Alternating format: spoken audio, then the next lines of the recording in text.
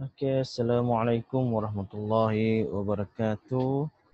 Apa khabar semua murid-murid? Semoga semua sehat semuanya dan sentiasa dalam lindungan Allah Subhanahu wa taala. Hari ini kita akan teruskan pembelajaran kita secara online. Dan start buat video ini untuk menerangkan tentang apa yang kita nak belajar ini, iaitu kita akan belajar tajuk akidah, iaitu unit yang kedua sudah. Tajuknya utusan yang mulia. Utusan yang mulia. Siapa utusan kita?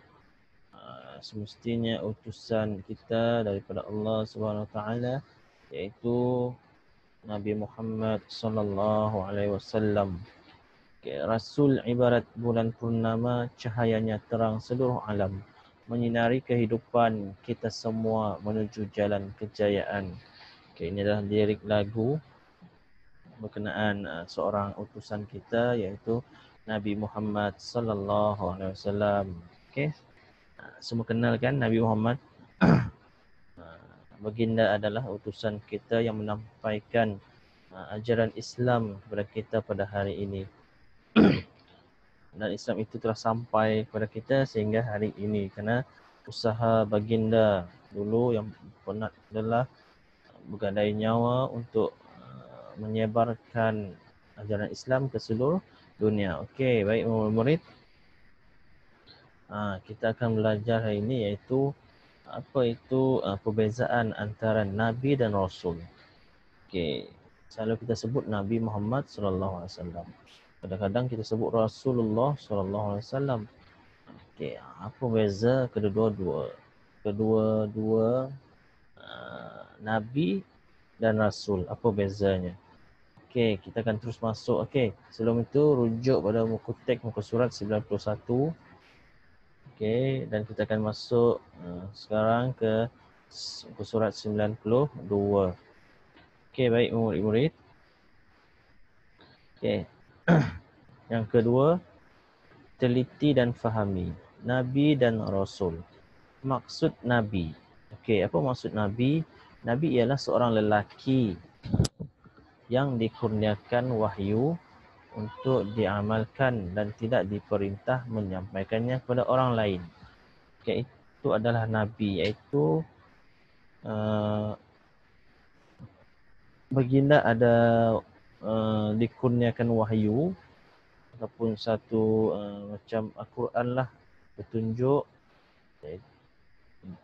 untuk diamalkan dan tidak diperintahkan untuk menyampaikannya kepada orang lain. Maksudnya dia dapat perintah wahyu ni daripada Allah Subhanahu Wa Taala, dia hanya untuk dirinya sendiri.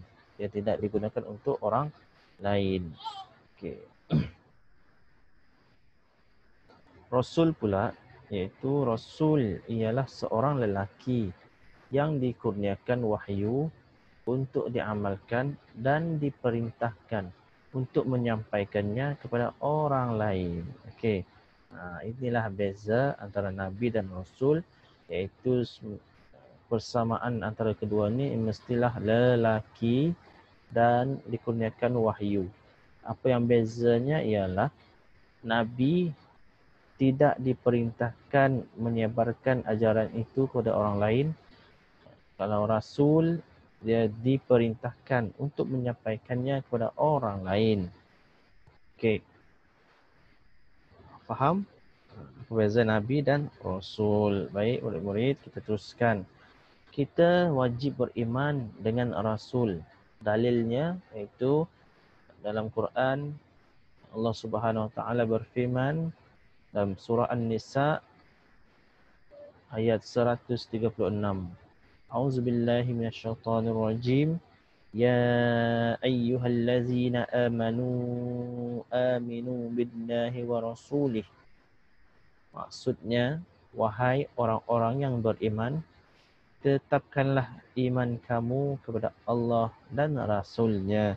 Dan inilah perintah daripada Allah supaya kita wajib beriman dengan Rasul, iaitu rukun iman yang ke berapa? Beriman kepada Allah, beriman kepada malaikat, beriman kepada kitab dan beriman kepada Rasul, beriman kepada hari kiamat, dan keenam beriman kepada qada dan qadar. Beriman kepada Rasul ini adalah yang beriman, rukun iman yang keempat. Jadi kita wajib beriman kepada Rasul.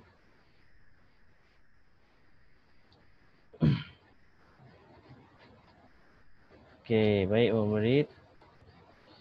Terus masuk pada surat 93. Lihat dan ingat. Okey. So itu lihat pada warna ini, ada warna putih, ada warna kuning. Okey, warna kuning itu apa? Itu warna kuning itu kita panggil adalah Rasul Ulul Azmi, iaitu para rasul yang memiliki ketabahan yang luar biasa untuk menghadapi ujian dalam menyampaikan risalahnya. Mereka ialah Nabi Nuh, Nabi Ibrahim, Nabi Musa, Nabi Isa dan Nabi Muhammad. Okey. Itulah mereka ulul azmi, iaitu mereka tabah menghadapi dan sangat luar biasa dalam ujiannya untuk menyampaikan ajaran, termasuk Nabi Muhammad sallallahu alaihi wasallam. Okey. Semua nama-nama ini adalah nama-nama nabi dan rasul yang wajib kita ingati.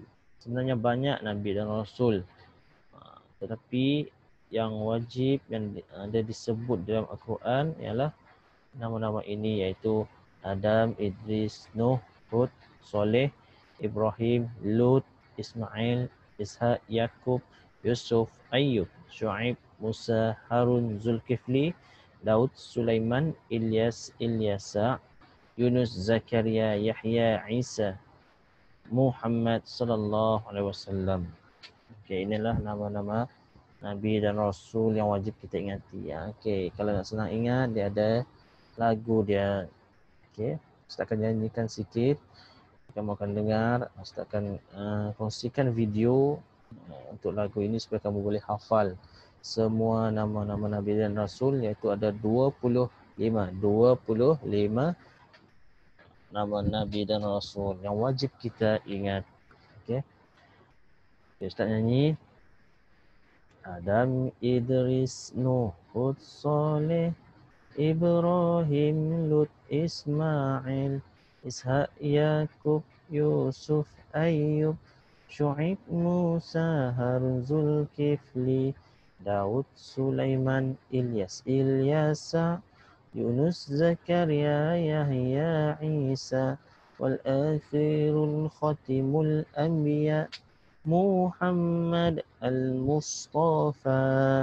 Okey, nanti kamu akan boleh ulang balik video ini supaya kamu boleh dengar lagi sekali. Okey. Okey, ingat lagi sekali, iaitu nama-nama yang warna kuning ini adalah Rasul Ulul Azmi, iaitu para rasul yang memiliki ketabahan yang luar biasa untuk menghadapi ujian dalam menyampaikan risalahnya. Mereka banyak rintangan yang sangat hebat. Sebab itu mereka dipanggil Rasul Ulul Azmi.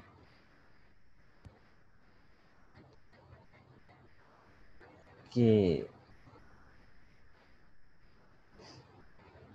Okey, biasa kata tersebut sebagai info maklumat tambahan pada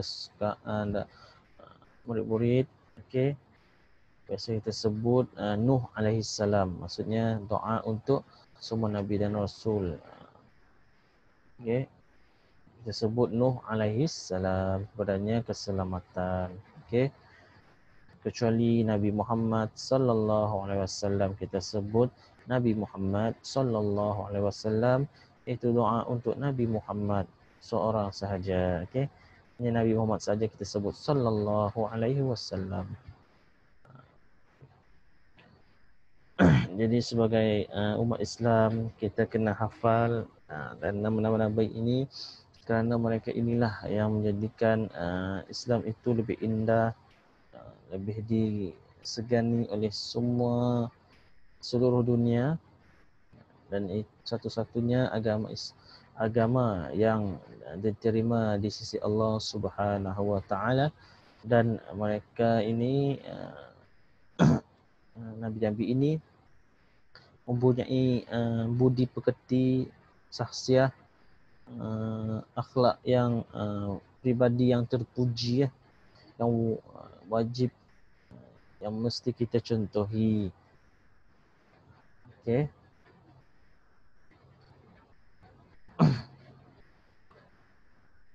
Okey, kita terus masuk kepada surat 94. Okey. Iaitu keempat ini baca dan praktik. Baca dan praktik.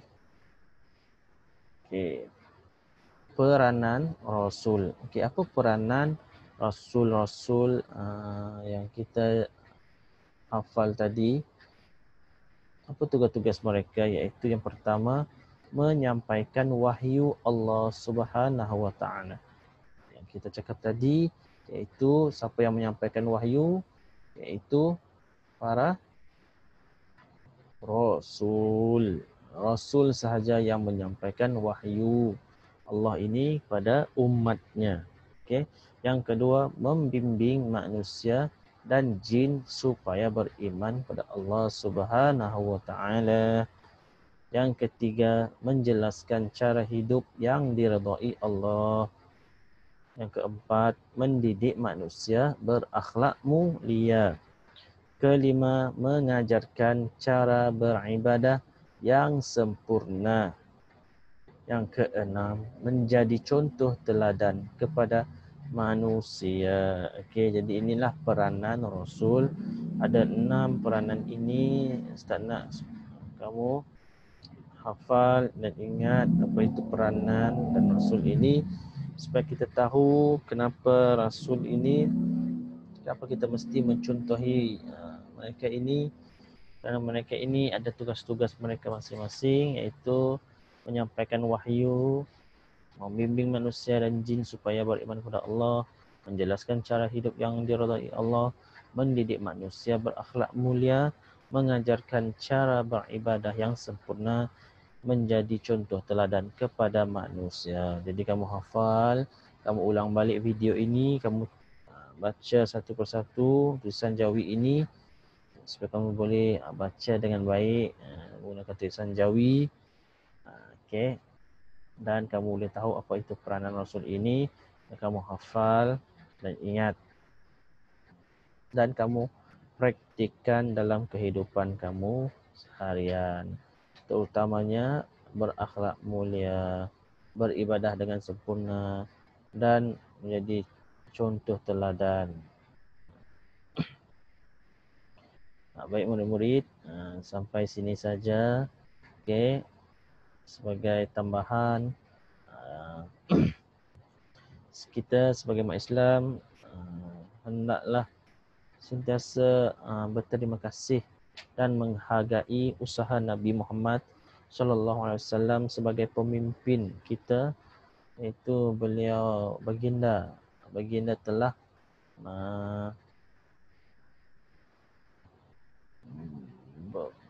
menggadaikan nyawa, sanggup kena maki, kena caci, dan supaya kita boleh menjalani hidup dengan cara yang diridai oleh Allah Subhanahu wa taala untuk mendapatkan syurga Allah Subhanahu wa taala. Itulah impian kita dan harapan kita sebagai seorang Islam untuk mendapat syurga Allah yang kekal abadi. Baik murid, itu sahaja pelajaran kita hari ini. Ulang balik, tonton dari awal balik video ini supaya kamu boleh ingat balik semua yang kita belajar hari ini, supaya kamu ingat dan kamu boleh baca tulisan Jawi. Okey, baca tulisan Jawi dalam buku teks ini dan